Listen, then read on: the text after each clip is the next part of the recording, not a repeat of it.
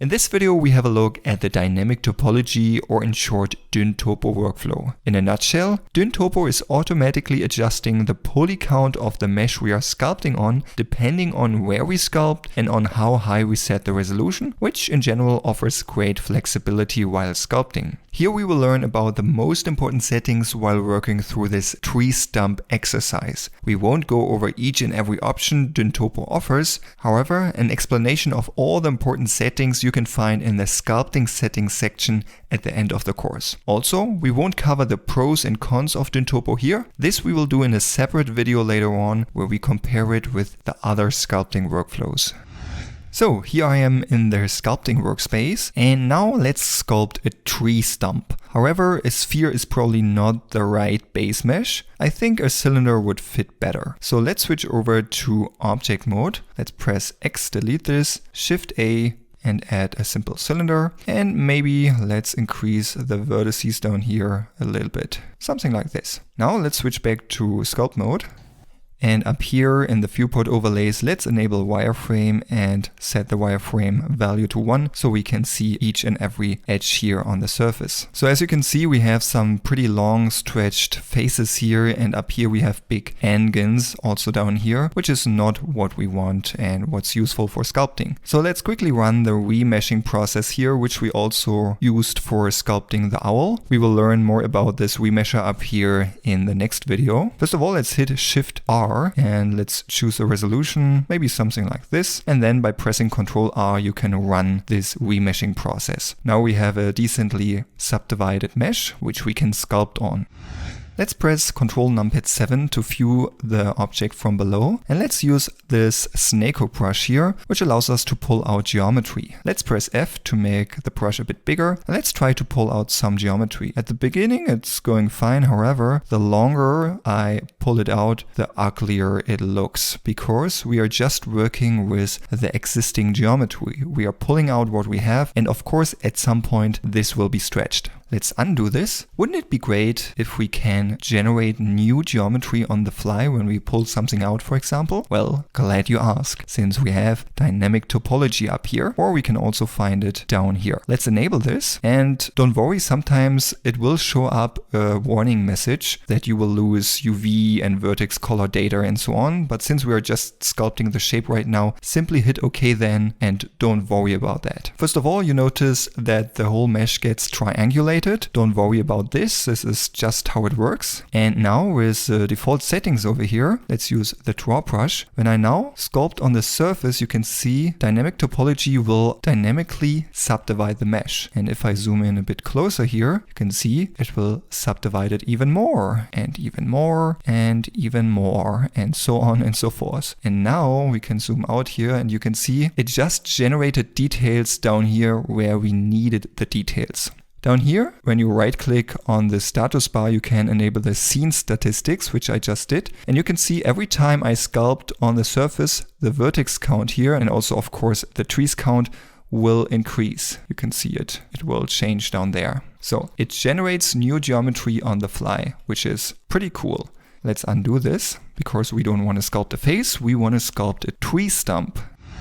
Now dynamic topology has a bunch of options over here, and in this video I just want to show you my default settings, which I basically use all the time. However, if you want to learn more about all these settings, check out the sculpting settings section at the end of the course. There I go into the details here. So first of all, right now relative detail is enabled under detailing. This means the closer I zoom in, the more details it will add, and the further I zoom away, the less details it will add. But to be honest, this option I find super annoying because, of course, when you're sculpting, you zoom in and out a lot. And when the resolution is also changing all the time, this can be super annoying. So what I would recommend is to switch over to constant detail. Then we can set up a resolution up here, which then will always stay the same. And we can manually go up and down if we need to. First, let's click on this eyedropper and click on the surface to understand what resolution this surface right now has on this spot where we clicked on. But since it has a relatively even resolution. This should reflect the resolution of the whole object right now. So 12.67 it's right now. That means if I now sculpt on the surface,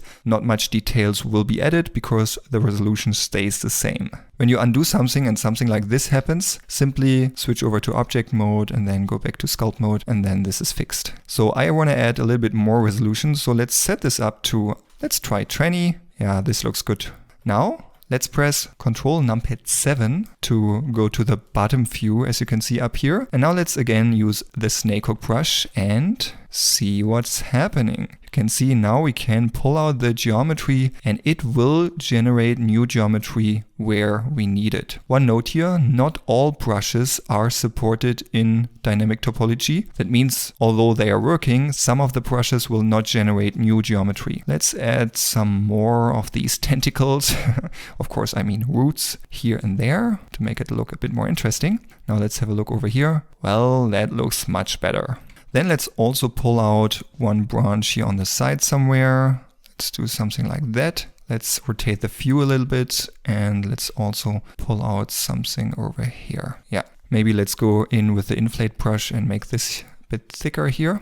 And of course, if you realize the resolution up here is too low, then you can increase the resolution. And this is something I will do right now. Let's go up to 30, for example. And let's, for example, try the draw sharp brush. If I now sculpt over the surface, you can see nothing is happening. So it will just deform what we have. And this is what I meant, that some of the brushes won't support dynamic topology. Maybe they will be supported in the future. I can't tell you right now, but right now they are not. However, the clay strips brush is supported. That means if I sculpt here, you can see the details will be added. Now let's disable wireframe. We don't need this anymore. And now let's just add a bunch of more details here. First of all, let's add some bigger details on the spots where the roots are. And since this is an organic shape, we don't have to care that much about how precisely we add this. One little note here, you can see when I sculpt on thin surfaces, the lower part will also be affected. Of course, you can try with Shift to fix this with a smooth brush. However, let's undo this. This is not so beautiful. So we can go up here to brush and enable front faces only. Over here you can find this in the brush settings under advanced front faces only. That means if I now sculpt here, it will only affect the front, basically what we can see of the object. And in this way we don't accidentally sculpt some weird stuff on the other side, which we don't want. Then let's hold down Ctrl and remove some geometry in between the roots here. And yeah, let's fast forward this a bit because it's just repetitive work. So this is what I have so far. Of course, now I could go over here and smooth everything out with the smooth brush. However, there's another option which we have here under dynamic topology, which is the detail flood fill. Let's re-enable the wireframes for a second. You can see now we have a higher resolution here and lower resolution up here. However, we can see that the branch up here and the roots are relatively low in resolution, and I want to have them in a higher resolution altogether. So we can set up a resolution up here like 30 and then click on detail flood fill. And then the whole mesh will be subdivided with this specific resolution. And now, since everything has the same resolution, we can run our mesh filter down here with the smooth filter type and then left click and move my mouse to the right or my pen to smooth out everything a bit. So everything looks a bit nicer. Then of course we can smooth out some of the parts which are still a little bit too wobbly. We will add a second layer of details in a second. So this should just be the big shapes. We can also use the draw sharp brush. Although this is not adding new geometry right now, we can add some creases here and there. Since we subdivided the whole mesh already, this doesn't matter right now. And for larger details as these, it also doesn't matter if the mesh will be subdivided. Something like this. Then let's use the snake hook brush once again. Let's have a look from the side here, make the brush a bit bigger, and let's pull up some of the geometry as if there's a bit of bark pointing up here. Then we have something like this. Let's press numpad 7 to go to the top view. And let's try the scrape brush here. Let's leave it relatively small and go along here on the side to make this a bit harder. And we can also try out the flatten brush. I think this works better in this case. Flatten this out a bit. And then let's go along the bark here on the side and also add a little bit of flat surface to this, as if there is like thickness, and then it doesn't look too smooth and round. Yeah, this looks pretty good so far. Let's use the clay strips brush, fix this up here just a little bit, maybe here as well. And by the way, if you don't like this flat shading so that we can see each and every face here, you can enable smooth shading over here. And now let's add some final touches to the tree. For that we could either go with a clay strips brush. By the way, in the brush settings we can add a little bit auto smooth. That means every time we make a stroke here, it will get smoothed automatically a little bit, depending on how strong you set this up. However, first of all, let's increase the resolution maybe to 40, so that the details we add will again have a little bit more resolution. With Shift F, let's increase the strength here. I enabled pressure sensitivity for the radius and the strengths. And now we could add details simply by adding some more clay strips. In this way, the whole tree gets a bit more realistic. Or what we also can do is using the crease brush. The crease brush is similar as the draw sharp brush. However, this will pinch the geometry together a bit more. So if I make one big, you can see how this is pinching together and creating a crease. However, if we make it very small and very strong, we can add some nice crevices here. And let's also enable radius pressure sensitivity. And then we can create some nice stripes here. And then the whole tree will look a little bit more cartoony. And we can also add some of these long circles in between here. And then this will add some nice little details. So let's fast forward this a bit, because again, this is some repetitive work.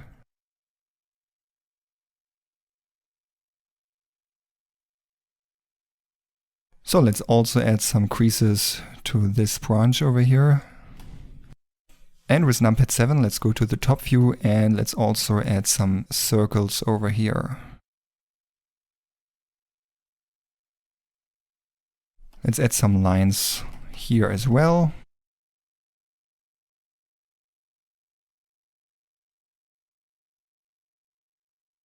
And here on the side as well. And voila! We have sculpted a tree stump.